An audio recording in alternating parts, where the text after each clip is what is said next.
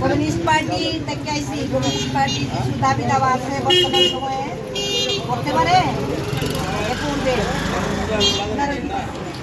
বর্তমান সময়ে যে ব্যাট বর্ধিত করা হয়েছে সেই ব্যাট প্রত্যাহারের দাবি জানিয়েছে কমিউনিস্ট পার্টি।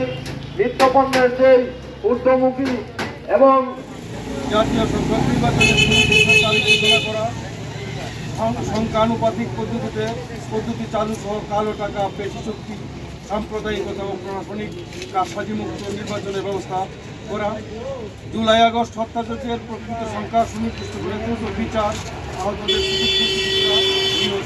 বাংলাদেশের কমিউনিস্ট পার্টি নেত্রকোনা জেলা কমিটির উদ্যোগে এই গণতান্ত্রিক পদযাত্রা। আমরা জানি 100 টাকা ব্যবহার করলে 60% 45% আপনার কিন্তু চলে যায়।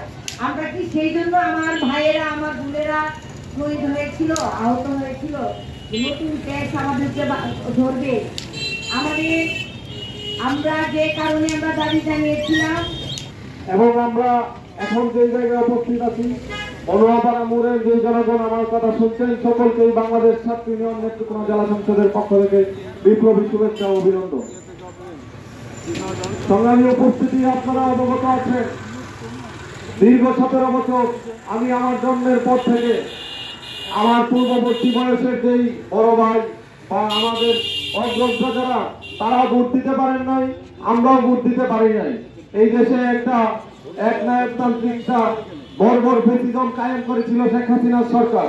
আমরা সেই ফ্যাসিজমের বিরুদ্ধে, সেই স্বৈরতন্ত্রের বিরুদ্ধে ছাত্র জনতার অভ্যুত্থানের মধ্য দিয়ে সেই স্বৈরাচারকে হটিয়ে নতুন একটা বাংলাদেশের স্বপ্ন দেখতে শুরু করেছিলাম।